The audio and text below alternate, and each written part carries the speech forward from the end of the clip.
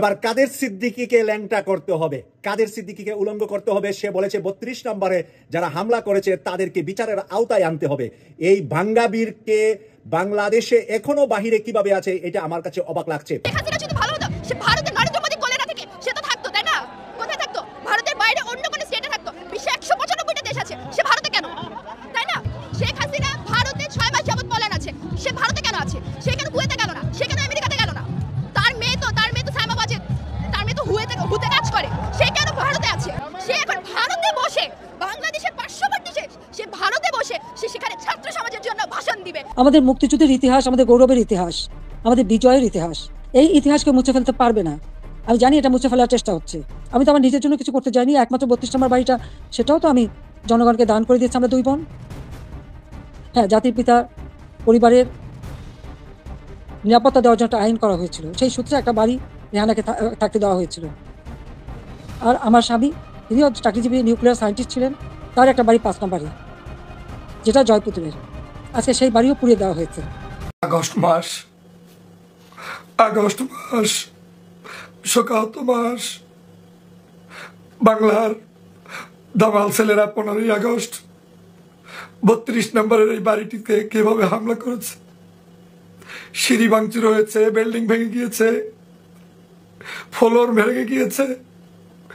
ইট পাথরের এই বাড়িটাকে কি পরিমাণ ক্ষতি সাধন করেছে। 5 ফেব্রুয়ারি শেখ হাসিনা ছাত্রলীগের সাথে ভাষণ দেবেন। এই পরিস্থিতিতেই 32 নম্বর বাড়ির দিকে জনগণ যেতে শুরু করে। এটা এক ধরনের চাপ বলা যেতে পারে যে তুমি যদি ভাষণ দাও তাহলে আমরা এটা করব। কিন্তু শেখ হাসিনা সেই চাপ গ্রহণ করলেন না, তিনি একটা ভাষণ দিলেন। ভাষণটা আমাদের সামনে চলে এসছে এবং আমি বলেছি আমাদের দেশের মিডিয়া এটাকে পাবলিশ না করলে, এটা কথা না বললেও আমি মনে করি এটা আসলে শোনা দরকার, বোঝা দরকার এবং শোনা দরকার, উইচ ইজ ভেরি ইম্পর্টেন্ট। কারণ আমি ওনার এই ভাষণটা 5 আগস্টের পর যত জায়গায় যেভাবে কথা বলেছেন, কারোর সাথে পার্সোনাল কনভারসেশন যেটা পরিকল্পনা করে ফাঁস করা হয়েছে সেগুলো হোক, বা কোথাও কোনো ভাষণ দিক, কোনো সভায় কথা বলুন, প্রত্যেকটা মন দিয়ে শোনার চেষ্টা করেছি। কারণ বহুবার বলেছি, আপনারা নিশ্চয়ই জানেন যে একটা মানুষের সবচেয়ে ভালো কমিউনিকেশন পাওয়া যায় তাকে দেখলে কথা বলার সময়। কিন্তু আমরা সেটা যেতে পারছি না, অন্তত তার বক্তব্য শোনা, তিনি কীভাবে কথা বলছেন, তার স্ট্রেস, তার ইন্টোনেশন, এটাকে ইনফ্লেকশন অফ ভয়েস বলে। সো আমি শুনেছি এবং আমি একটা খুব স্পষ্ট ভিন্নতা দেখতে পেয়েছি। প্রিয় দর্শক শ্রোতা, খুবই গুরুত্বপূর্ণ কয়েকটা নিউজ নিয়ে আজকে আপনাদের সম্মুখে হাজির হওয়া। ইতিমধ্যে গত 2 দিন যাবৎ আপনারা সকলেই জানেন, দেশের বিভিন্ন জায়গায় শুধুমাত্র শেখ হাসিনার ভাষণকে কেন্দ্র করে ছাত্র জনতা গুড়িয়ে দিয়েছে ধানমন্ডির 32 নম্বর বাড়ি এবং দেশের বিভিন্ন জায়গায় যত এমপি মন্ত্রীদের বাড়ি ছিল সব কিছুই কিন্তু মোটামুটি বুলডোজার দিয়ে গুড়িয়ে দিয়ে ধূলিসাৎ করে দিয়েছে। ইতিমধ্যে গ্রেপ্তারও হয়েছে বর্তমান আইন উপদেষ্টা ডক্টর আসিফ নজরুলের শাশুড়ি মেহের আফরোজ শাওন। প্রিয় দর্শক, তিনি কিন্তু বর্তমান অন্তর্বর্তী সরকারের বিরুদ্ধে এবং আওয়ামী লীগের পক্ষে কথা বলে এবং তার পরিবারও আওয়ামী লীগের পক্ষের। এ কারণেই কিন্তু দেশের বিরুদ্ধে স্বৈরাচারী করার কারণে সেও গ্রেপ্তার হয়েছে। এছাড়াও রয়েছে আজকের এই ভিডিওর ভিতরে খুবই গুরুত্বপূর্ণ কয়েকটি আলোচনা। কান্নায় ভেঙে পড়েছে শেখ হাসিনা, কারণ তার বাবার বাড়িটা যখন ভেঙে দিয়েছে কান্নায় ভেঙে পড়বে, এটাই তো স্বাভাবিক। কঠিন থেকে কঠিন ব্যঙ্গ করলেন শেখ হাসিনাকে ডক্টর ফয়জুল হক। তো চলুন তাহলে আর কথা না বাড়ে একটা লাইক দিয়ে বিস্তারিত সবগুলো ভিডিওর আলোচনাগুলো শুনে আসি। অবশেষে হুমায়ুন আহমেদের দ্বিতীয় স্ত্রী শিলার বান্ধবী আসিফ নজরুলের শাশুড়ি মেহের আফরোজ শাওন গ্রেপ্তার হলেন। আমাদের ঢাকা মহানগর ডিবির পক্ষ থেকে বলা হয়েছে, রাষ্ট্রের বিরুদ্ধে ষড়যন্ত্রের অভিযোগে তাকে গ্রেপ্তার করা হয়েছে। আগামীকালকে তাকে আদালতে তোলা হবে, তার আগে ডিবি কার্যালয়ে তাকে জিজ্ঞাসাবাদ করা হবে। তবে কয়েকটি সূত্রের বরাতে যে খবর পেয়েছি, শাওনের বিরুদ্ধে রাষ্ট্রের যে ষড়যন্ত্রের অভিযোগ পাওয়া গেছে সেটা খুবই ভয়াবহ ব্যাপার। একজন অভিনেত্রী পর্দার অন্তরালে কী ধরনের ষড়যন্ত্র করতে পারেন সেই ব্যাপারে কিছু আভাস পাওয়া গেছে, যদিও এই ব্যাপারে সত্য তথ্যগুলো এখন পর্যন্ত আসেনি। তবে সেটা তাকে পুলিশ রিমান্ডে নেওয়ার পর হয়তো তথ্যগুলো আমরা পাবো। তবে যে তথ্যগুলো ইতিমধ্যে পেয়েছি, একটি দেশের গোয়েন্দা বাহিনীর সঙ্গে বা এজেন্সির সঙ্গে শাওন কাজ করেছেন, রাষ্ট্রের ভেতরে কিভাবে ষড়যন্ত্র করেছেন সেই জিনিসগুলোর কিছু আলামত পেয়েছে আমাদের আইনশৃঙ্খলা বাহিনী। সূত্রগুলো বলছে, বাংলাদেশের বেশ কজন অভিনেত্রীকে দিয়ে একটি হানি ট্র্যাপের ব্যবস্থা করেছিলেন শাওন, এবং সেই দেশটির ইন্টেলিজেন্স শাওনকে দিয়ে এই রাষ্ট্রের বিরুদ্ধে, সরকারের বিরুদ্ধে কাজ করছিলেন এবং শাওন আওয়ামী লীগের হয়ে, সেই পক্ষের হয়ে কাজ করছিলেন। তিনি বাস করছেন বাংলাদেশে আর ষড়যন্ত্র করছেন বাংলাদেশের বিরুদ্ধে। এতদিন পর্যন্ত শাওনকে কিচ্ছু করা হয়নি। যখন আমরা দেখলাম প্রফেসর ইউনূস সরকার একটা টালমাটাল অবস্থায় এই দেশটাকে রক্ষায় কাজ করছিলেন, আমাদের ছাত্র জনতা প্রতিদিনই কোনো না কোনো আন্দোলন দমাতে মাঠে কাজ করছেন, তখন শাওন এবং তথাকথিত কিছু সাংবাদিক, কিছু সুশীল, কিছু অভিনেতা অভিনেত্রী দেশে বিদেশে বসে রাষ্ট্রের বিরুদ্ধে ষড়যন্ত্র করছে এবং তাদের সবার উপরে ছিলেন এই শাওন। এর আগে আসিফ নজরুলের তালাকপ্রাপ্ত স্ত্রী, তার ব্যাপারেও অভিযোগ এসেছিল, রোকেয়া প্রাসি যার নাম, তিনি এই ধানমন্ডিতে এসে একটা বড় রকম ষড়যন্ত্র করতে চেয়েছিলেন। জনগণ তাকে প্রতিহত করেছিল, তখনও আমরা দেখেছি কিছু সুশীল তার পক্ষে দাঁড়িয়েছিল। এরপর তিনি গ্রেফতার হয়ে যেতে পারেন এই আশঙ্কায় পালিয়ে যান। তবে তিনি কোথায় পালিয়ে গেছেন এই ব্যাপারে কিছু তথ্য আমাদের কাছে এসেছিল। আমাদের আইন উপদেষ্টা আসিফ নজরুলের বাসা তিনি সাহায্য চেয়েছিলেন এবং একটি রাত বা একাধিক রাত সেখানে অবস্থান করেন, অর্থাৎ আইন শৃঙ্খলা বাহিনীর হাত থেকে বাঁচার জন্য তিনি গোপনে সেখানে আশ্রয় নিয়েছেন, এমন অভিযোগ তার বিরুদ্ধে উঠেছে। যদিও এই ব্যাপারে আইন উপদেষ্টা আসিফ নজরুল কোনো বক্তব্য দেননি। এবার শাওন ফেসে গেলেন। এতদিন পর্যন্ত শাওনের প্রতি এই রাষ্ট্র করুণা করেছিল, যাতে করে শাওন অ্যাটলিস্ট চুপ থাকে, বা যেহেতু একজন উপদেষ্টা বা হুমায়ুন আহমেদের স্ত্রী বা তার মেয়ের জামাই, যদিও এটা সৎ মেয়ের জামাই, আসিফ নজরুল উপদেষ্টা, সব কিছু মিলে হুমায়ুন আহমেদের পরিবারের সম্মানকে চিন্তা করে সরকার তার ব্যাপারে কোনো ব্যবস্থা নেয়নি। কিন্তু শাওন আওয়ামী লীগের হয়ে এত বেশি দালালি করছিল, এত বেশি ষড়যন্ত্র করছিল যে সরকার শেষ পর্যন্ত তাকে গ্রেফতার করতে বাধ্য হয়, কারণ এই রাষ্ট্রের নিরাপত্তা সবার আগে। এদিকে শাওনের জামালপুরের বাড়িটিতে বিক্ষুব্ধ জনতা আগুন ধরিয়ে দিয়েছে। জামালপুরের পুলিশ কর্তৃপক্ষ থানা থেকে যে তথ্যটি পাওয়া গেছে যে সেখানে বিক্ষুব্ধ জনতা আগুন ধরিয়ে দিয়েছে, কারণ শাওনের যে অতিরিক্ত মানে রাষ্ট্রের বিরুদ্ধে ষড়যন্ত্রের যে বিষয়গুলো বা সোশ্যাল মিডিয়াতে প্রকাশ্যে এই রাষ্ট্রের বিরুদ্ধে তিনি যেভাবে বিষোদ্গার করছিলেন, এগুলো ছাত্র জনতা মেনে নিতে পারেনি, যার কারণে তার জামালপুরের বাড়িতে আগুন ধরিয়ে দিয়েছে। আমরা জানি শাওনের মা আওয়ামী লীগের সংরক্ষিত আসনের এমপি ছিলেন, একাধিকবার তিনি এমপি হয়েছেন সংরক্ষিত আসনে, এবং শাওন নিজেও আওয়ামী লীগের টিকিট চেয়েছেন একাধিকবার। এবার শেখ হাসিনার জন্য তিনি মাঠে নেমেছেন, ওপারের প্রেসক্রিপশনে এই দেশের মধ্যে বড় রকম ষড়যন্ত্র করতে চেয়েছেন। আর যে কথাটি প্রথমে বললাম, সবচেয়ে ভয়ঙ্কর যে তথ্যটি আমরা পেয়েছি, ওপারের প্রেসক্রিপশনে আমাদের এই শোবিজের অনেক তারকাকে নিয়ে শাওন এক ভয়ঙ্কর অন্ধকার জগৎ তৈরি করেছিলেন, এবং তাদের মাধ্যমে তিনি চেয়েছিলেন যে কোনোভাবে এই রাষ্ট্রকে একটা বড় রকম ধাক্কা দিতে। এখন পুলিশ কর্তৃপক্ষকে বলবো বা আমাদের আইন শৃঙ্খলা বাহিনীকে বলবো যে শাওনের বিরুদ্ধে যে অভিযোগগুলো উঠে এসছে বা যে তথ্যগুলো ইতিমধ্যে গোয়েন্দারা পেয়েছে, এটা যেন কোনোভাবে মানে এখান থেকে তাকে রক্ষা করা না হয়। সে আইন উপদেষ্টার শাশুড়ি হোক বা হুমায়ুন আহমেদের স্ত্রী হোক বা যাই হোক, বা তারকা জগতের একজন অভিনেত্রী হোক, যেটাই হোক, আমরা আশা করব যে তাকে আমাদের আইন শৃঙ্খলা বাহিনী কোনো প্রকার বাঁচাবার জন্য চেষ্টা যেন না করে, কারণ এরাই এই দেশকে বড় অন্ধকারে ঠেলে দেবে। আমরা দেখেছি ধানমন্ডি 32-এ ছাত্র জনতার বুলডোজার অভিযানের আগ পর্যন্ত আওয়ামী লীগ বিভিন্ন ছুতো এই রাষ্ট্রের মধ্যে একটা অরাজকতা বা অস্থিতিশীল পরিবেশ তৈরিতে চেষ্টা করেছে। তারা পুরো ফেব্রুয়ারি জুড়ে বাংলাদেশে বিভিন্ন রকম আন্দোলনের ডাক দিয়েছে এবং তারা লিফলেট বিতরণের মতো কর্মসূচি ঘোষণা করেছে অবৈধ নিষিদ্ধ ছাত্রলীগকে নিয়ে। তারপর শেখ হাসিনা তার মুখটা খোলার সঙ্গে সঙ্গে জনতা খেপে গেলেন। এদিকে আরও কিছু তথ্য পাওয়া গেছে, সোশ্যাল মিডিয়াতে কিছু তথ্য পাওয়া গেছে এরকম, ধানমন্ডি 32-এ কালো পতাকাধারী কিছু ব্যক্তি প্রবেশ করেছে এবং সেখানে তারা ফ্ল্যাগ বহন করেছে। আমি আপনাদেরকে সতর্ক করে বলে দিচ্ছি, যারা আমার ভিডিও শুনছেন এবং বেশি বেশি শেয়ার করবেন, এই তথ্যটা খুবই ইম্পর্টেন্ট। আমি যখন মিজানুর রহমান আজহারির ওয়াজ মাহফিলে গিয়েছিলাম যশোরে, তখন আমি দেখেছিলাম যে বারবারই মাইকে বলা হয়েছে এবং ভলেন্টিয়াররা হ্যান্ড মাইকে ঘোষণা দিয়েছেন যে কোনো কালো পতাকা নিয়ে কেউ প্রবেশ করবেন না। কালো পতাকা হলো আইএসআই, দুঃখিত আইএস যেটাকে আমরা বলি দায়েশ বা আইএস, সেই সন্ত্রাসী সংগঠনের প্রতীক। এই কালো পতাকা বাংলাদেশে আমরা এতদিন দেখিনি, হঠাৎ করে প্রফেসর ইউনুস ক্ষমতায় বসার পর হঠাৎ করে দেখি দাড়ি টুপি পাঞ্জাবি পরে একদল কালো পতাকা নিয়ে ওয়াজ মাহফিলে যায় এবং 8 দিন কর্তৃপক্ষ তাদেরকে শক্ত হাতে দমন করেছিল। একদল সেখানে কালো পতাকা নিয়ে যায়, আরেকদল সেটা ছবি তোলে, খুব ইন্টারেস্টিং ব্যাপার, এবং সেগুলো সোশ্যাল মিডিয়ায় দেওয়া হয়। এবং ভারত এই ছবিগুলো মানে ভারতীয়ভাবে বা আমাদের ওপারের ষড়যন্ত্রকারীরা এই ছবিগুলো ইন্টারন্যাশনালি আন্তর্জাতিক বিশ্বের কাছে তুলে দিয়ে বলছে যে ইউনুস সরকার একটা জঙ্গিবাদ সরকার, মৌলবাদী সরকার, তারা এই দেশটাকে ইসলামিক সন্ত্রাসীদের মাধ্যমে শাসন করছে বা ইসলামী সন্ত্রাসীদেরকে ইউনুস সরকার লালন করছে, এরকম অভিযোগ তোলা হচ্ছে। তো ধানমন্ডি 32-এ যখন শেখ মুজিবের বাড়িটি ভাঙচুর করা হয়, তখন দেখি দাড়ি টুপি পাঞ্জাবি পরা কেউ কালো পতাকা, যদিও আমি ভিডিওতে না, একটা স্টিল পিকচারে সোশ্যাল মিডিয়া দেখেছি, কতটুকু সত্য জানি না, যদি সত্য হয় এটা খুবই আতঙ্ক বা খুব আতঙ্কিত একটা আতঙ্কের খবর। আবার বলছি, যারা ছাত্র জনতা রয়েছেন, দেশপ্রেমিক জনতা রয়েছেন, যখনই দেখবেন কালো পতাকা নিয়ে কেউ আসছে, তাকে আগে ধরবেন, তাকে উত্তম মাধ্যম দেবেন, পুলিশে হ্যান্ডওভার করবেন। আবারও বলছি, পুলিশে হ্যান্ডওভার করবেন। 5 ফেব্রুয়ারি শেখ হাসিনা ছাত্রলীগের সাথে ভাষণ দেবেন। এই পরিস্থিতিতেই 32 নম্বর বাড়ির দিকে জনগণ যেতে শুরু করে। এটা এক ধরনের চাপ বলা যেতে পারে যে তুমি যদি ভাষণ দাও তাহলে আমরা এটা করব। কিন্তু শেখ হাসিনা সেই চাপ গ্রহণ করলেন না, তিনি একটা ভাষণ দিলেন। ভাষণটা আমাদের সামনে চলে এসছে এবং আমি বলেছি আমাদের দেশের মিডিয়া এটাকে পাবলিশ না করলে, এটা কথা না বললেও আমি মনে করি এটা আসলে শোনা দরকার, বোঝা দরকার এবং শোনা দরকার, উইচ ইজ ভেরি ইম্পর্টেন্ট। কারণ আমি ওনার এই ভাষণটা 5 আগস্টের পর যত জায়গায় যেভাবে কথা বলেছেন, কারোর সাথে পার্সোনাল কনভারসেশন যেটা পরিকল্পনা করে ফাঁস করা হয়েছে সেগুলো হোক, বা কোথাও কোনো ভাষণ দিক, কোনো সভায় কথা বলুন, প্রত্যেকটা মন দিয়ে শোনার চেষ্টা করেছি। কারণ বহুবার বলেছি, আপনারা নিশ্চয়ই জানেন যে একটা মানুষের সবচেয়ে ভালো কমিউনিকেশন পাওয়া যায় তাকে দেখলে কথা বলার সময়। কিন্তু আমরা সেটা যেতে পারছি না, অন্তত তার বক্তব্য শোনা, তার তিনি কীভাবে কথা বলছেন, তার স্ট্রেস, তার ইন্টোনেশন, এটাকে ইনফ্লেকশন অফ ভয়েস বলে। সো আমি শুনেছি এবং আমি একটা খুব স্পষ্ট ভিন্নতা দেখতে পেয়েছি। আমি এই জায়গাটায় আসবো। আমি আবার বলছি, 5 আগস্টের পরও তার অন্যান্য ভাষণ যেমন ছিল সেই তুলনায় এর মধ্যে একটা স্পষ্ট ভিন্নতা আছে। শেষ অংশে সেটা বলবো। কী বললেন আসলে আমরা প্রেডিক্ট করতে পারি উনি কী বলবেন। ওনার স্বজন হারানোর বেদনা আমরা দীর্ঘদিন ধরে শুনেছি। তার বাবা, তার পরিবারে কী হয়েছে খুঁটিয়ে প্রত্যেকের বর্ণনা সেগুলো বলছেন। ডক্টর ইউনূসের বিরুদ্ধে অনেক কথাবার্তা, যত ঘটনা ঘটেছে, ছাত্র জনতা, সাংবাদিক, পুলিশ, সব হত্যাকাণ্ড ডক্টর ইউনূস ঘটিয়েছেন। শুধু সেটা না, ডক্টর ইউনূসকে আরও ক্ষোভ ছাড়েছেন। আমি সেই প্রসঙ্গে পরে আসলে কিছু পয়েন্ট টুকে রেখেছি শুনতে মানে যুক্তি দিচ্ছেন না। শেখ হাসিনার যুক্তি খেয়াল করুন। মানে নারীদের ফুটবল বন্ধ প্রসঙ্গে ওনার যুক্তি হচ্ছে, প্রথম ইসলাম গ্রহণ করেছেন একজন নারী, উনি খাদিজার কথা বলছিলেন। মানে এটা হলো যুক্তি, উনি মনে করেন, এই হচ্ছে তার লেভেল। পাল্টা মন্তব্য করার কিছু নেই।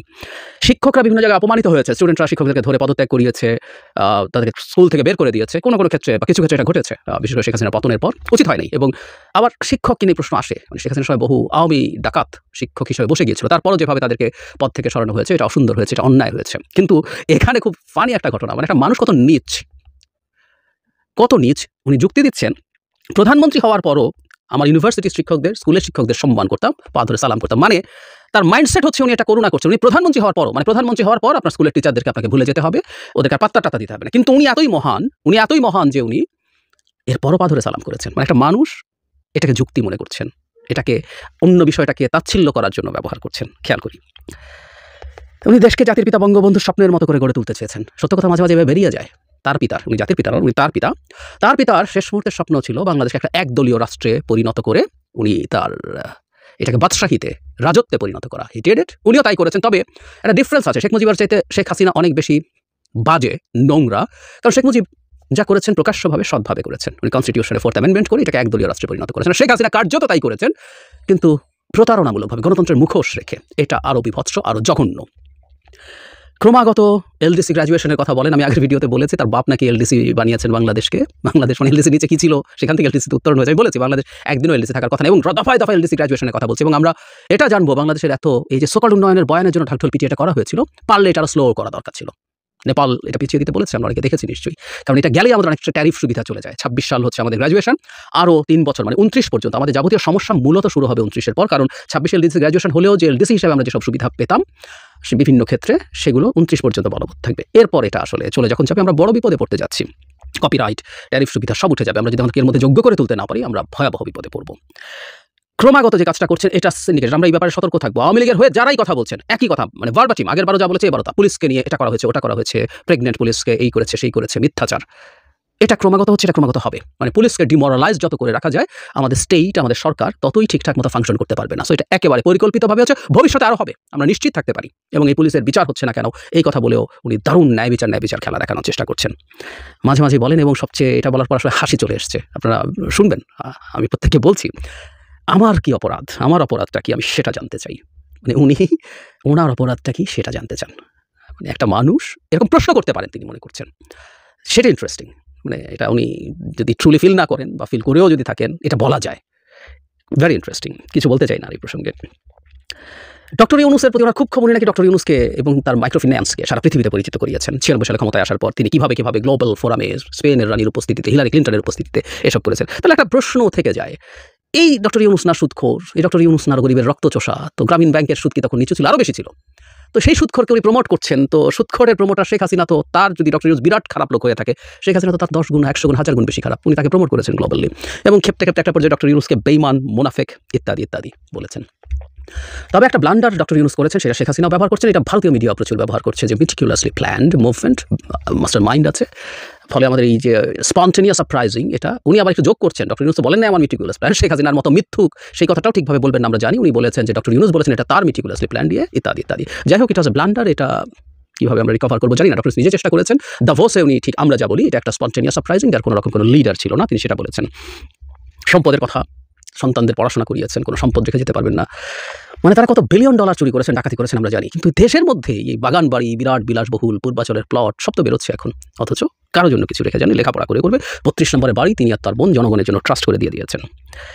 এবং কি ধরনের অডিয়েন্সের সাথে উনি কথা বলেন বা অডিয়েন্স প্রতি তার পারসেপশন, উনি আগেও ব্যবহার করেছেন, এটা আবারও ব্যবহার করছেন। ডক্টর ইউনূস যে গণভবনে গেলেন, ওখানে কি উনি চুরি করেছেন, এই ধরনের মন্তব্য উনি করছেন।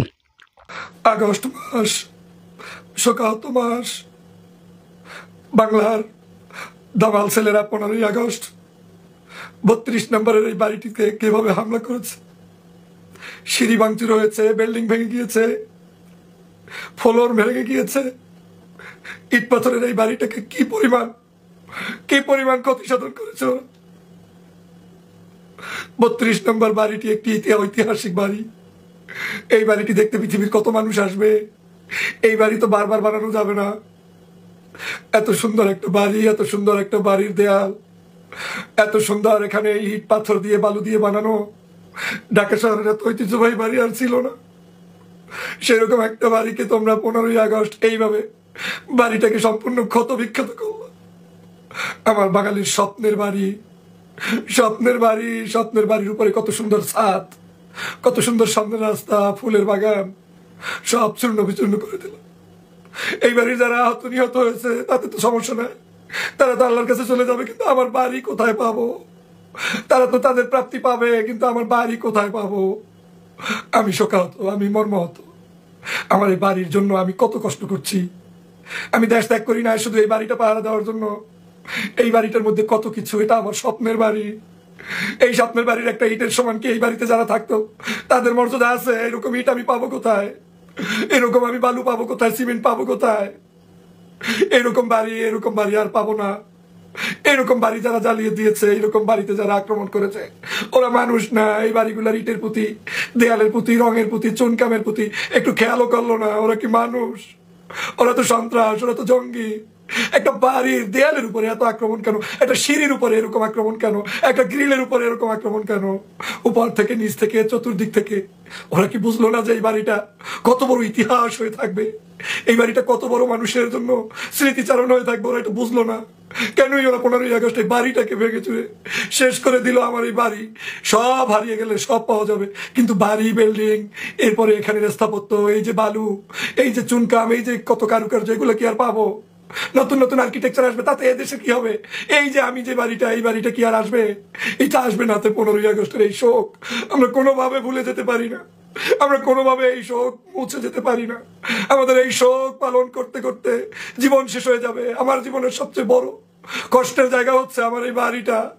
আমার এই বাড়িটা শেষ করে দিয়েছে পাষণ্ডরা। এই বাড়িটা আমি বলতে পারি না। এই বাড়ির বিল্ডিং, এই বাড়ির ইট পাথর আমি কিভাবে বলবো? সব বলতে পারি। এই বাড়িতে যারা আসতো ওরা মানুষ না, ওদের দরকার নেই, ওদেরকে ভুলে গেলাম। যত মেহমান আসতো, যারা আসুক না আসুক কোনো সমস্যা নাই, কিন্তু ইতিহাসের পাতা থেকে আমার এই বাড়িটা যে ক্ষতিগ্রস্ত হয়েছে, এটা কি আর ফেরত আসবে? সে কারণে এই বাড়িটা ক্ষতিগ্রস্ত হওয়ার পর থেকে আমার কাছে এই মাস, এই দিনটা অনেক গুরুত্বপূর্ণ। এটা আমার স্মৃতির পাতা থেকে মুছতে পারতেছি না, কারণ আমার কাছে একটা ইটের মূল্য, বালুর মূল্য, গ্রিলের মূল্য, গ্লাসের মূল্য পৃথিবীর সবচাইতে বেশি। আমি কত কষ্টের এই বাড়ি কি খাওয়া যায়? মানুষ যা ছিল এই বাড়িতে, তারা কে ছিল না ছিল? মানুষ যাবে আসবে, কত মানুষ আসবে, কত মানুষ যাবে, কিন্তু একটা বাড়ি হারাই গেলে সেই বাড়ি কি আর ফেরত পাওয়া যাবে? প্রিয় ভাইরা, শোকাহত, আমি সত্যিই শোকাহত। বাংলাদেশের 3 বারের সাবেক প্রধানমন্ত্রী খালেদা জিয়াকে কুয়েত থেকে তাকে সসম্মানে লন্ডনে নিয়ে যাওয়া হয়েছে। শেখ হাসিনা যদি ভালো হতো, সে ভারতের নরেন্দ্র মোদী কোলে না থেকে সে তো থাকতো, তাই না? কোথায় থাকতো? ভারতের বাইরে অন্য কোনো স্টেটে থাকতো। বিশ্বে 195টা দেশ আছে, সে ভারতে কেন? তাই না? শেখ হাসিনা ভারতে 6 মাস যাবত পলায়ন আছে, সে ভারতে কেন আছে? সে কেন কুয়েতে গেল না? সে কেন আমেরিকাতে গেল না?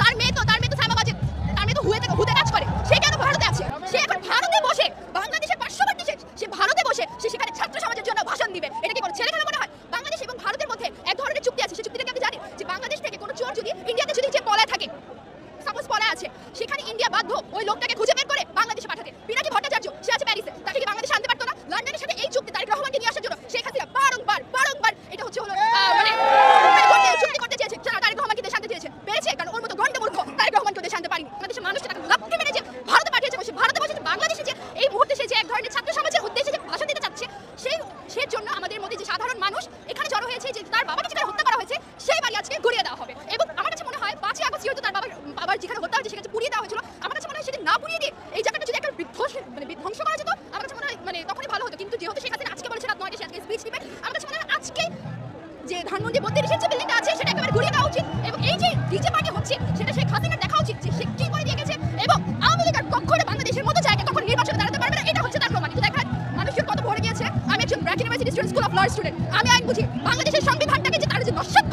এটা হচ্ছে আজকের এই জনসমক্ষণ প্রমাণ। এবং আমার কাছে মনে হয় এটা একটা প্রাপ্য, এটা একটা শেখ হাসিনা প্রাপ্য। আপনার কাছে একটু জানতে চাই, এই ক্ষোভ ধানমন্ডি 32 ঘুরিয়ে দিয়ে হ্যাঁ, এটা দিয়ে কি আসলে ইতিহাস মুছে দেওয়া যাবে, বা হচ্ছে এই ক্ষোভ প্রকাশ করে আজকে 1972 সালে পারি 1975 সাল পর্যন্ত যে 1.5 মিলিয়ন মানুষকে না খেয়ে মারা গিয়েছে শেখ মুজিবের স্বৈরাচারী আমলে 1972 সালে পারে সেসব ইতিহাসকে আমরা ভুলে গেছি, সেগুলো তো মুছে দেওয়া হয়েছিল। ইতিহাস মানুষ জানবে, ইতিহাস জানবে যে এখানে শেখ মুজিবকে সেটা অভ্যুত্থানের মাধ্যমে হত্যা করা হয়েছিল। তো এই জায়গাটা যদি আজকে ঘুরিয়ে দেওয়া হয়, আপনার কি মনে হয় আপনি শেখ আমরা কি কখনো এটা মনে রাখতে পারবো না?